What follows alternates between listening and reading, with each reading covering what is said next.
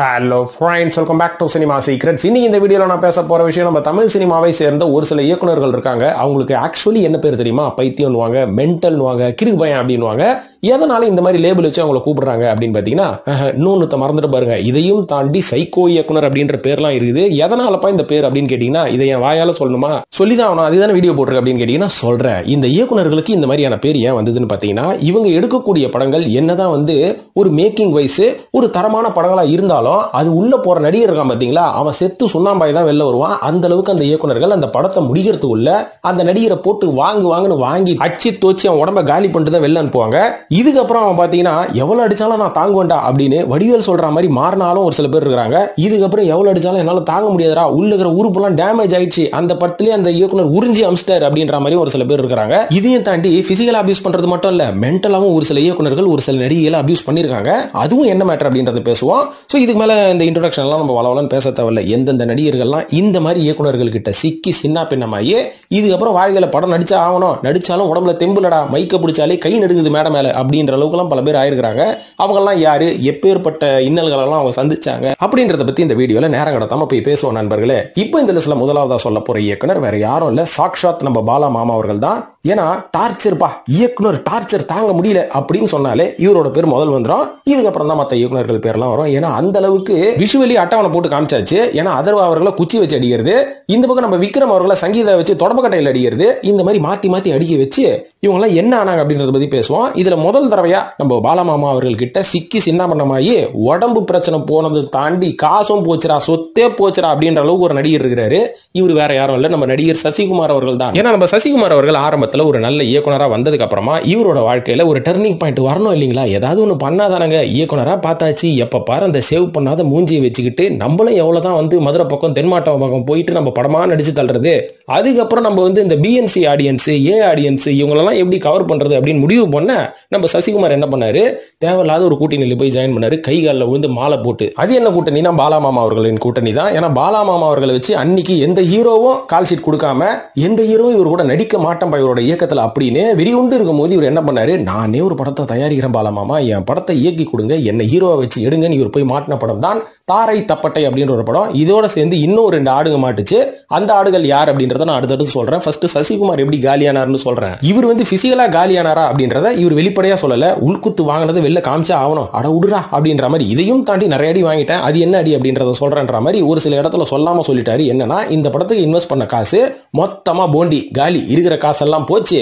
இது மட்டும் இல்லாம இந்த படத்துக்கு போட்ட காசை நான் வெளியில கடன் உடனே வாங்கி தான் போட்டேன். இந்த கடனை அடைகிறதுக்குள்ள என்கிட்ட இருக்கிற சொத்து பத்தெல்லாம் போய் தமிழ் சினிமால சக்சஸ்ஃபுல் ஹீரோவா நடிச்சிட்டு இருந்த நானு இன்னைக்கு கேரக்டர் ரோல் பண்றேன், செகண்ட் ஹீரோ சப்ஜெக்ட் பண்றேன். உதாரணத்துக்கு இந்த கருடன் படத்துல சூரிய அவர்களை ஹீரோவா போட்டு என்ன செகண்ட் ஹீரோவா போட்டீங்க பாத்தீங்களா, அங்க நிக்கிறீங்கடா நீங்க அப்படின்ற மாதிரிலாம் இவரோட நிலைமை மாறி போச்சு. அதுக்கு முக்கியமான காரணமே என்ன அப்படின்னு பாத்தீங்கன்னா, இவர் இந்த மாதிரி படம் எடுத்து போண்டியானது தான். அதுக்கு அந்த பெருமை யாருக்கு சேரும்பா, வேற யாருக்கும் கிடையாது, நம்ம பாலாமாமா அவர்களுக்கு தான் சேரும். இதையும் தாண்டி இன்னொரு நடிகர் இதே படத்துல மாட்டினாரு, அவர் தான் நடிகர் ஆர்.கே. சுரேஷ் அவர்கள். இவரும் கொஞ்சம் காசை போட்டிருப்பாரு, இழந்திருப்பாரு. இருந்தாலும் இவர்கிட்ட ஏகப்பட்ட சொத்துக்கள் இருக்கிறனால காசை பத்தி கவலைப்படல. ஆனா உடம்பு போச்சுங்க. ஏன்னா இந்த படத்துல ஒரு இன்டர்வல் பிளாக் ஒன்று வரும். அந்த இன்டர்வல் பிளாக்ல எல்லாரும் வாயில தானே சிகரெட் பிடிப்பாங்க, சுரேஷ் நீ மூக்குல சிகரெட் பிடிய அப்படின்ற மாதிரி அசால்ட்டா சொல்லிட்டு போயிட்டாரு. இதுக்காக ஒரு வாரம் பிராக்டிஸ் பண்ணி மூக்குல இருந்து கண்ணு எல்லாமே எரிஞ்சு சாம்பலா போச்சான். இருந்தாலும் அந்த சீன் ஒரு வாரத்துல வந்தாகணும் அப்படின்னு நம்ம ஆள் கட்டளை போட்டு போயிறாரு. அதுக்கேற்ற மாதிரி ஆர்.கே. சுரேஷ் பண்ணிடுறாரு. ஆனா மூக்கு வாய் எல்லாம் எரிஞ்சு போச்சு அப்படின்றத ஒரு பேட்டியிலே இவரு சிரிச்சுக்கிட்டே சொன்னாரு. இது மட்டும் இல்லாம கிளைமேக்ஸ்ல ஃபைட் சீன் எடுக்கும் போது ஒரு காட்டுக்குள்ள போய் இவங்க 2 பேரும் அடிச்சுப்பாங்க. அந்த இடத்துல எப்படி இருக்குது, கல்லு மண் இருக்குதா, முள்ளு செடி இடி ஏதாவது இருக்குதா அப்படின்றத பத்தி எல்லாம் பாலாமாமா கவலைப்பட மாட்டாரு. ஆனா சுரேஷ் அவர்கள் கவலைப்பட்டிருக்கணும்ல. இவரும் பாலா ஓகே டேக் ஓகே அப்படின்ற மாதிரி சொல்லிட்டு சொல்லி ஜம்ப் பண்ணி போய் கை கால ஒட்டிட்டு தான் மிச்சம். ஏன்னா அந்த கிளைமேக்ஸ் காட்சியில ஒரு ஃபைட் சீன் வரும்போது ஆர்.கே. சுரேஷ் அவர்கள் என்ன பண்ணிருக்காரு, ஓடிட்டே இருக்கணும், ஓடும் போது கால் மடக்கி உடஞ்சிருச்சான் காலு. இதுக்கப்புறம் இந்த நேரத்துல கால் உடஞ்சிருச்சுன்னு சொன்னா இந்த உடஞ்ச காலோட என்ன வச்சு 10 டேக் எடுப்பாரு. அதனால இந்த டேக்கே ஓகே பண்ணினோன்னு நொண்டி வெளில சொல்லாம போய் உழுந்து வாரி இருக்காரு. அதுக்கப்புறம் டேக் ஓகே ஆனதுக்கு அப்புறமா தான் என் கால் ஒஞ்சு போச்சுன்னு இருக்காரு. பாருங்க எந்த அளவுக்கு உயிரை கொடுத்து நடிக்கிறாங்க பாத்தீங்களா. உயிரை கொடுத்து நடிக்கல, இவர் உயிர் எடுத்து நடிக்க வைக்கிறாரு அப்படின்ற மாதிரி தான் சொல்லணும். இதே படத்துல இன்னொரு ஆடு மாடுச்சுன்னு சொன்னல, அந்த ஆடு யாருன்னு பாத்தீங்கன்னா நம்ம வரலட்சுமி சரத்குமார் அவர்கள் தான். இவங்களும் பாத்தீங்கன்னா என்னென்னமோ சின்ன ட்ரௌசரை போட்டுக்கிட்டு குத்தாட்டம் அந்த படத்துல ஏடா உடமா போட்டிருப்பாங்க, ரொம்ப ஓவர் ஆக்டிங் பண்ணிருப்பாங்க. அந்த படத்தை பார்த்தவங்களுக்கு தெரியும். இருந்தாலும் நம்ம பாலா அவர்களோட படத்துல அந்த ஓவர் ஆக்டிங் இருந்தா தானே அப்படின்ற மாதிரி அவரோட ரசிகர்கள் ஏத்துக்கிட்டாங்க. இதையும் தாண்டி அந்த படத்துல நம்ம ஆர்.கே. சுரேஷ் அவர்கள் இவங்களை மிதிக்கிற மாதிரி ஒரு ஒரு காட்சி வரும். அந்த மிதிக்கிற காட்சியில உண்மையாவே மிதிச்சு வரலட்சுமி அவர்களோட காலர் போனை உடைச்சிட்டாராம்பா. என்னப்பா இது, படத்துல ஷூட்டிங்க்கு போனா கை காலம் உடையுது, என்னப்பா படம் எடுக்கிற நீ அப்படின்ற மாதிரி கேக்குறீங்கல்ல. என்ன கேட்க கூடாது, நீங்க அவரை தான் கேட்கணும். அந்த காலர் போன் சரியாய் வரதுக்குள்ள வரலட்சுமி அவர்களுக்கு போதும் ஆயிடுச்சா. இதை சமாதானப்படுத்துறதுக்கு வரலட்சுமி அவர்களுக்கு ஒரு தங்க செயின் போட்டு கரெக்ட் பண்ணிட்டாராம்பா. மனுஷன் இந்த படத்துல தான் இப்படி இருந்தாரு அப்படின்னு கேட்டீங்கன்னா இல்லங்க, அவரோட முந்தைய படமான அதாவது டிசெண்டிங்ல இருந்து நான் அசெண்டிங் ஆர்டர் போறேன், அதாவது இந்த படத்துக்கு அப்புறமா இல்ல, அதுக்கு முன்னாடி நான் கடவுள் ஒரு படம் பண்ணார்ல, அதுல ஆரியாவை எந்த அளவுக்கு வச்சு செஞ்சார் அப்படின்றது பல பேருக்கு தெரியும். கிட்டத்தட்ட அதுல வந்து ஒரு ஃபைட் சீன்ல ஆரியா அவர்களுக்கு கை கால்லாம் கிழிச்சின்னு 18 தையல் போட்டாங்களாம். இது மட்டும் இல்லாம அந்த ஹெட் ஸ்டாண்ட் அப்படின்ற மாதிரி ஒன்று பண்ணுவாரு, சிராசனம் பண்ணுவார் பாத்தீங்களா. இந்த சிராசனம் வந்து கத்துக்கிறதுக்கு யோகா எக்ஸ்பர்ட்டே வந்து 1 வருஷம் எடுக்கும் அப்படின்ற மாதிரி சொல்லியிருக்காங்க ஆரியா கிட்ட.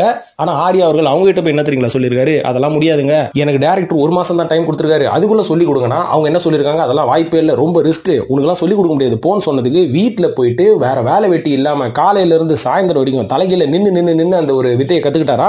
கத்துக்கிட்டது மட்டும் இல்லங்க, இது 1 மாசத்துல கத்துக்கவே முடியாது. ஆனா இந்த மனுஷன் எப்படி கத்துருப்பாருன்னு யோசிச்சு பாருங்க.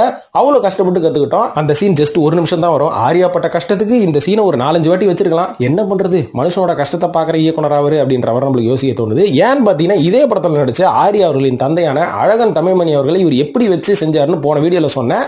அதுல சொல்லாத ஒரு சில விஷயங்களை நான் சொல்றேன். அதாவது கிட்டத்தட்ட ஒரு ஆத்துல குதிக்கிற சீனுங்க, அந்த கங்கை நதியில குதிக்கிற சீனா, கிட்டத்தட்ட அந்த கங்கை நதி என்ன ஆழம் இருக்கும் அப்படின்னு நம்மளுக்கு தெரியும். ஆனா அந்த ஆழத்தையும் தாண்டி அதையும் தாண்டி ஒரு ஹைட்ல போய் நில்லுன்னு 30 அடிக்கு மேல இருந்து குதிக்க சொன்னாராம் அவரை. இதுல ஒரு சுவாரஸ்யமான விஷயம் என்னன்னு பாத்தீங்கன்னா அழகன் தமிழ்மணி அவர்களுக்கு நீச்சலே தெரியாதான். நீச்சல் தெரியாதால 30 அடியில இருந்து 60 அடி ஆழம் இருக்கக்கூடிய கங்கை நதியில குதின்னு யாரா சொல்லுவாங்களா?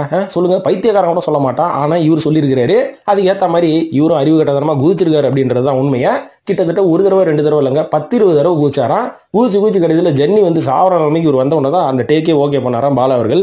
இதையும் தாண்டி அதுல ஆரியா அம்மா ஒருத்தவங்க நடிச்சிட்டு பாருங்க, அவங்க வந்து அழகன் தமிழ்மணி அவர்களை அடிக்கிற சீனா அதுல சும்மா லைட்டா தட்டிருக்காங்க. நடிப்பு தானங்க, அடிக்கிற மாதிரி நடிக்கணும், அடிக்க கூடாது அப்படின்ற மாதிரி தான் அவங்க நடிச்சிருக்காங்க. ஆனா நம்ம பாலா என்ன தெரியுமா சொல்லியிருக்காரு, நீ அடிக்கிற மாதிரி நடிக்க கூடாது, உண்மையாவே அடிக்கணும்னு பலார்னு ஒரு அடிக்க சொல்லியிருக்காங்க. அச்சு அடியில அழகன் தமிழ்மணி அங்கேயே மயக்க அடிச்சு விட்டாராம். அதுக்கப்புறம் தண்ணி எல்லாம் தெளிச்சு எழுப்பி உட்கார வச்சிருக்காங்களாம். இந்த அளவுக்கு வயசான மனுஷனுக்கு டார்ச்சர். அதெல்லாம் சரிப்பா, இந்த மனுஷன் இந்த மாதிரி நடுவுல தான் இப்படி ஆயிட்டாரோ அப்படின்னு கேட்டீங்கன்னா இல்லங்க, முதல் படமான சேது படத்துல இந்த வேலையை ஆரம்பிச்சிட்டாரு. ஒரு அடிமை சிக்கிச்சு பாரு அப்படின்ற மாதிரி விக்ரம் கரெக்டா சிக்க போய் இதுல வந்து நீ ஒரு பைத்தியக்கார வேஷம் போடணும் அப்படின்னு சொல்லி விக்ரம் அவர்களை கிட்டத்தட்ட 21 கிலோ குறைக்க வச்சிருக்காரு. நகத்தை நீ கிட்டத்தட்ட 1 வருஷம் வெட்டக்கூடாதுன்னு இருக்காரு. அதனால வெட்டாத நகத்தோட நம்ம விக்ரம் அவர்கள் 21 கிலோ குறைச்சிருக்காரு. அதுவும் இந்த ஃபர்ஸ்ட் ஹாஃப்ல எப்படி இருந்திருப்பாரு நம்ம படம் பார்த்த எல்லாருக்குமே தெரியும். செகண்ட் ஹாஃப்ல விக்ரம் அவர்களோட டயட் என்ன தெரியுங்களா, ஒரு சப்பாத்தி ஒரு முட்டையா, இவ்வளவுதானா. ஒரு நாள் ஃபுல்லா இதை மட்டும் தின்னுக்கிட்டு 18 கிலோமீட்டர் நடந்து இந்த வெயிட்டை குறைச்சிருக்காரு. அதுக்கு ஏத்த மாதிரி இதுக்கான பலன் கிடைச்சது. ஆனா இந்த படத்தோட விட்டுருப்பாரான்னு பாத்தீங்கன்னா இல்ல, இந்த படத்துல இருந்து இவரோட பைத்தியகாரத்தனம் தொத்துக்குனால இந்த பிதாமகர்ல வந்து சங்கீதா அவர்களை வச்சு விக்ரம தொடப்பக்கட்டையால அடின்னு அடிச்சு விக்ரம் அவர்களோட மூஞ்சில சேர்த்தெல்லாம் பூசி அவரை பயங்கரமா ஹர்ட் பண்ணிருக்காரு.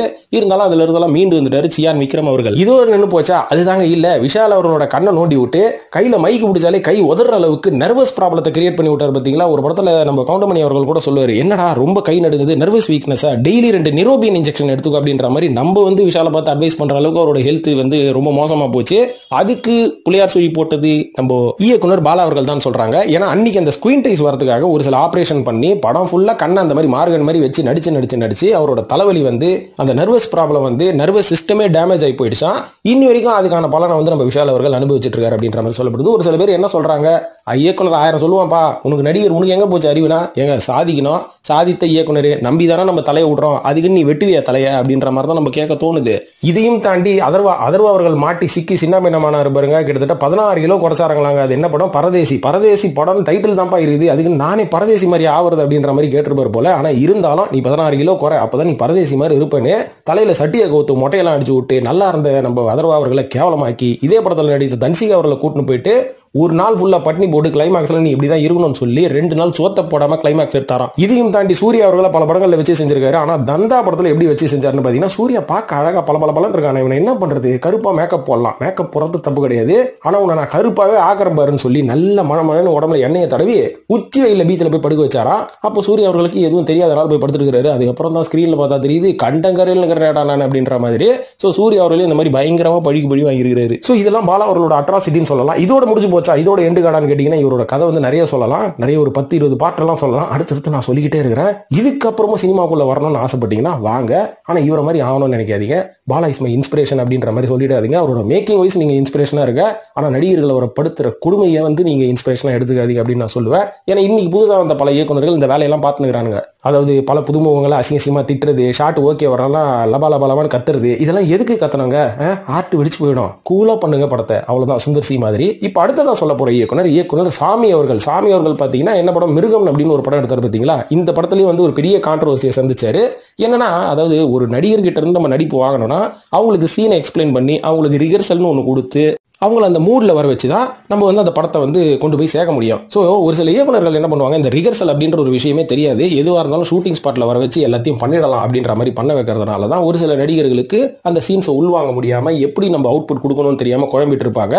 இதை வந்து தாண்டி நம்ம டைம் கொடுத்து தான் அவங்ககிட்ட நடிப்பு வேலை வாங்கணும். ஆனால் இந்த சாமி என்ன பண்ணியிருக்காரு, இந்த படத்தில் நடித்த பத்மபிரியா அவர்கள்கிட்ட ஒரு எமோஷனலான சீன் நீ அழுணும் அப்படின்ற மாதிரி சொல்லியிருக்காரு. அவங்க நீ எந்த மூட்ல இருந்தாங்கன்னு தெரியல, உங்களுக்கு அழுகியே வரலையா. இதனால அவர் என்ன பண்ணிட்டு இருக்காரு, பத்மபிரியா அவர்களை பலார்னு எல்லாரதுலையும் அடிச்சு அழ வச்சிருக்காரு. இந்த மாதிரி அடிச்சனால ஹர்ட் ஆன பத்மபிரியா என்ன பண்ணியிருக்காங்க, அடா பாவி உன் படத்தில் வந்து நடிச்சதுக்கு நான் அடி வேற வாங்கணுமா, அழ வைக்கணும்னா நீ எனக்கு வந்து நல்லா எக்ஸ்பிளைன் பண்ணணும், அது மட்டும் இல்லாமல் எனக்கு பாஷையும் தெரியாது, நான் மலையாள பொண்ணு, ஸோ கொஞ்சம் எனக்கு புரியுற அளவுக்கு சொன்னா தானே எனக்கு புரியும், நீ சொல்லாம கொள்ளாம எனக்கு கூட்டின்னு வந்து அழுன்னு சொன்னா நான் எப்படி அழுவேன். மிஸ்கின் மேடையில் சொன்னார் பாருங்க, அழுனோன்னா அழறவன் நடிகர் கிடையாதுங்க, அந்த சீனை உள் வாங்கிட்டு எப்படி அழணும்னு நினைக்கிறவன் தான் நடிகர். ஸோ இந்த மாதிரி அக்கிரமம் பண்ண உடனே உடனடியே நேராக போய் அவங்க என்ன பண்ணாங்க, பத்மபிரியா அவர்கள் போய் நடிகர் சங்கத்தில் கம்ப்ளைண்ட் பண்ணிருக்காங்க. பண்ண உடனே நம்ம டைரக்டர் சாமி அவர்களுக்கு 1 வருஷம் பேன் பண்ணிட்டாங்களா, அவன் எந்த படத்தையும் இயக்கக்கூடாது. அதுக்கப்புறம் இந்த 1 வருஷம் பேனை தாண்டி தான் வந்து இந்த மிருகம் படத்தையே அவர் இயக்கியிருக்கிறாரு.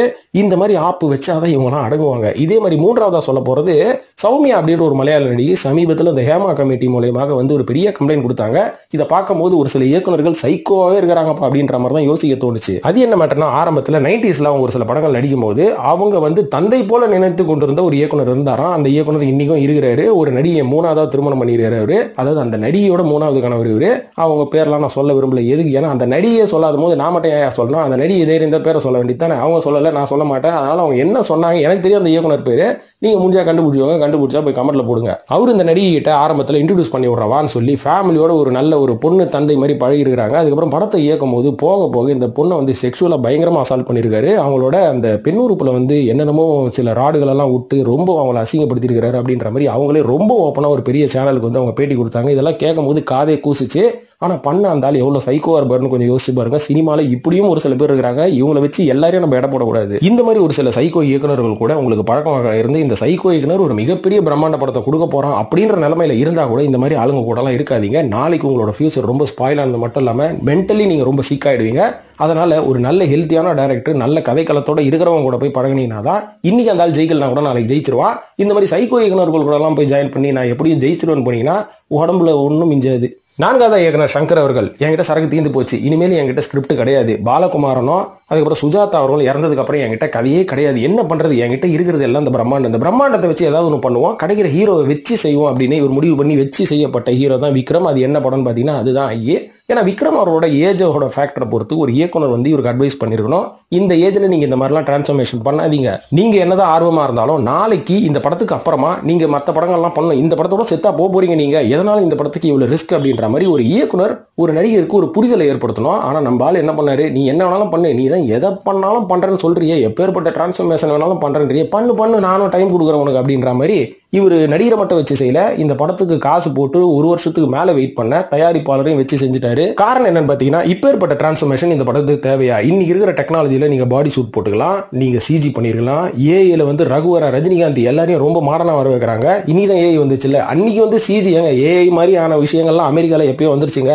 ஸோ இங்கே தான் இந்தியாவுக்கு தான் புதுசு இது, இதெல்லாம் வச்சு நீங்கள் பண்ணியிருக்கலாம். ஆனால் விக்ரம் அப்படின்ற ஒரு மூத்த நடிகர் வயதான நடிகரை வச்சு இந்த மாதிரி நீங்கள் செஞ்சீங்கன்னா இதெல்லாம் தப்பு இல்லையா? அமரன் படத்தில் நம்ம எஸ்கே செய்யல, வாரணமாயிரத்தில் நம்ம சூர்யா செய்யல, ஸோ அப்போ கௌதம் மேனன் மேலே குறை சொல்லு, ராஜ்குமார் பெரியசாமி மேலே குறை சொல்லு அப்படின்னு கேட்டீங்கன்னா அவங்கெல்லாம் ஒரு ஆப்ஷனாக தான் சொல்லியிருப்பாங்க. இவங்களோட ஏஜ் ஃபேக்டரை வச்சு இவங்க இந்த வயசில் இந்த டிரான்ஸ்ஃபர்மேஷன் பண்ணலாமா அப்படின்னு இவங்களே செல்ஃபாக முடிவெடுத்து தான் சூர்யா மற்றும் சிவகார்த்திகேயன் எல்லாம் பண்ணியிருப்பாங்களே தவிர இயக்குனரோட ப்ரெஷர் எந்த வகையிலும் இருந்திருக்காது. அதே மாதிரி இந்த கதை பிசிக்கல் டிரான்ஸ்ஃபர்மேஷனை டிமாண்டும் பண்ணியிருக்காது. ஏன்னா சூர்யா அவர்கள் நடித்த வாரணமாயிரத்தில் பிசிக்கல் டிரான்ஸ்ஃபர்மேஷன்ன்றது அவசியமே கிடையாது. அமரன் படத்துலேயும் அவசியம் கிடையாது, கொஞ்சம் ஃபிட்டா இருந்தாலே போதும். ஏன்னா அவங்க வந்து அது ஆப்ஷனலாக தான் பண்ணியிருப்பாங்க. ஆனால் ஐ அப்படின்ற ஒரு படத்தோட கதையை எடுத்துக்கிட்டீங்கனாலே அது ஒரு மாடல் மற்றும் பாடி பில்டர் கதை. இந்த கதைக்கு கண்டிப்பாக மிகப்பெரிய டிரான்ஸ்ஃபர்மேஷன் பண்ணணும் அப்படின்ற ஒரு அவசியம் இருந்தாலும் இன்னைக்கு இருக்கிற டெக்னாலஜியில் என்னென்னமோ பண்ணிருக்கலாம். விக்ரம போட்டு இப்படி வறுத்து எடுக்கணும் அப்படின்ற அவசியம் இல்லை. இதுக்கப்புறம் விக்ரம் அவர்களோட தேஜஸ் மாதிரி அவரோட மார்க்கெட்டும் டவுன் ஆகுது தான் மிச்சம். இந்த மாதிரியும் சங்கர் அவர்கள் தன்னை காப்பாற்றிக் கொள்வதற்காக இந்த மாதிரி நடிகர்களை போட்டு வச்சு செய்யு செஞ்ச கதெல்லாம் இருக்குது. அதே மாதிரி தான் ரஜினி அவர்கள் 2.0 வச்சு செஞ்சாரு. ரஜினி அவர்களும் ஓடி போயிட்டாரு. இன்னைக்கு ராம் சரணை வச்சு செஞ்சனால ராம் சரணோட மார்க்கெட்டு அப்பட்டமா காலி அடிச்சு ஆந்திரால. இவங்களோட நிறுத்த போறது கிடையாது. இன்னும் நிறைய தமிழ் சினிமாவில் கொஞ்சம் சைக்கோ இயக்குநர்கள்லாம் இருக்கிறாங்க. தன்னோட சுயநலத்துக்காக நடிகர்களை போட்டு வறுத்து எடுத்து அவங்களோட உடல்நல என்ன ஆனா எனக்கு என்னையா, என் படம் நல்லா வந்தா சரி அப்படின்ற மாதிரிலாம் இருக்கிற சுயநலமான இயக்குநர்கள்லாம் இருக்காங்க. அவங்களோட முகத்திரையெல்லாம் நம்ம போக போக கிழிப்போம். இப்போ இந்த வீடியோ பார்த்ததுக்கு நன்றி. இது பற்றிய கருத்துக்களை கமெண்ட்ல போட்டு சினிமா சீக்கிரத்தையும் வழக்கம் போல சப்ஸ்கிரைப் பண்ணிட்டு ஃபாலோ பண்ணுங்க நண்பர்களே. நன்றி, வணக்கம்.